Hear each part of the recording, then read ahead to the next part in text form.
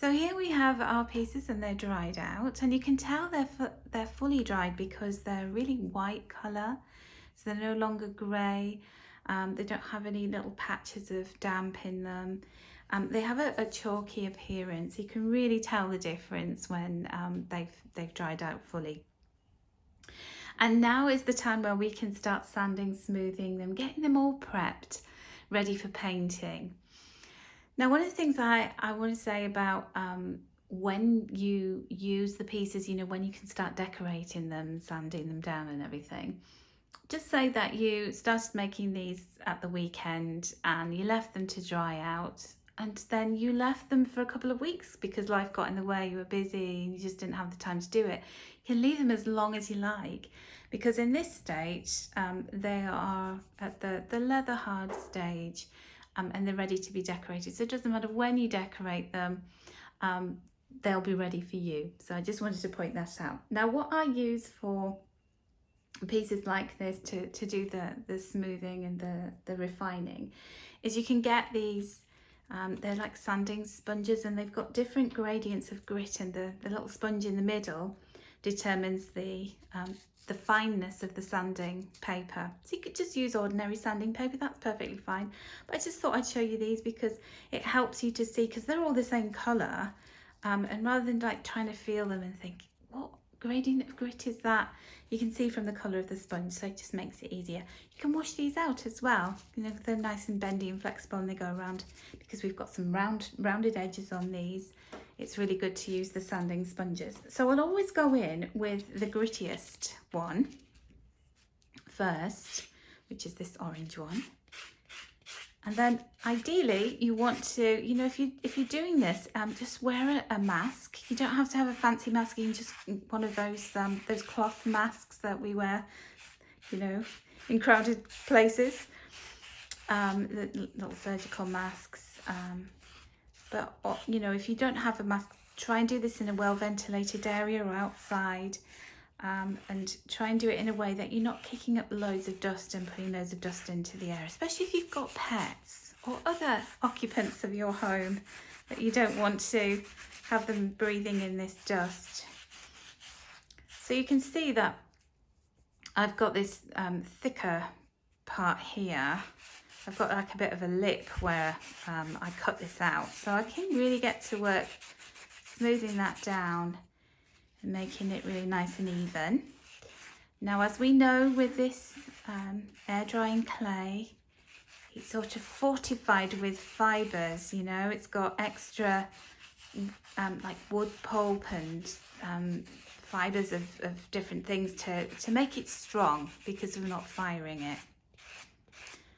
So it can get a bit fluffy. You might see some little stray fibres, strands of something sticking up. You can see a little bit there. So try not to bring out too many of those. And we're going to work on the face of the piece as well. Now, hopefully you should have got quite a nice smooth appearance on the surface, because we smoothed it with the kidney, with the rubber kidney or the steel kidney, and we also put a bit of damp baby wipe around the edges. So hopefully you won't have loads and loads of refining to do, but where you might have caught it with your finger when it was damp, you can just smooth those areas out. Just make it all nice and tidy and lovely, and the right shape that you want it to be as well. But also, as we know, these are supposed to be pieces of fruit.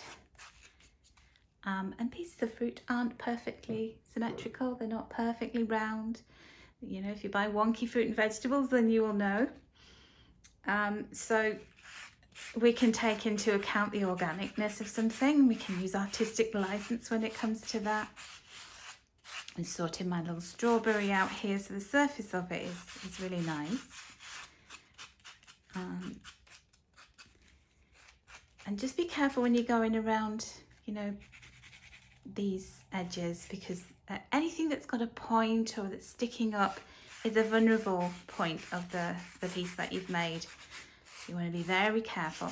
Now, if you did break that off, so if I was getting really rigorous with it and I broke it off, it doesn't matter, we can just sand it down and just do it straight across. We don't necessarily have to have a stalk sticking out on there.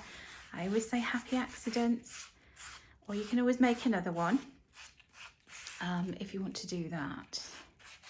So now, one of the questions I wanted to answer for you is, just say you made something and you broke it and it was irretrievable, you couldn't really do anything with it, or you just simply think, I really don't like that, I don't want to decorate it, it's not, you know, it's not useful to me anymore, or I broke it and it's in, you know, a few pieces.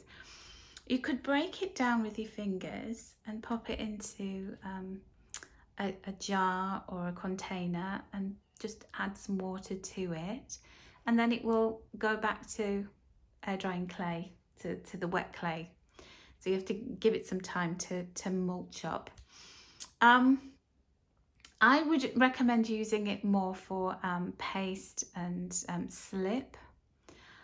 You can get it back into a thicker clay-like substance with perseverance. So what you'd have to do is mash it all down.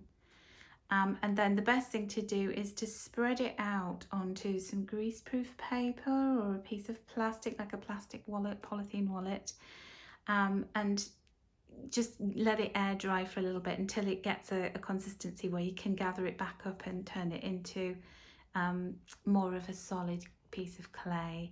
But you'd have to give it a really good knead. So persevere with that. If just something to mention to you when you're working with any clay that you're not going to use, that you've decided I don't like it anymore, or you broke it. So some top tips there around refining and sanding. So I'm going to get on and I'm going to finish off sanding down and refining all these pieces, and then we're going to come back and they will be ready to decorate with acrylic paint.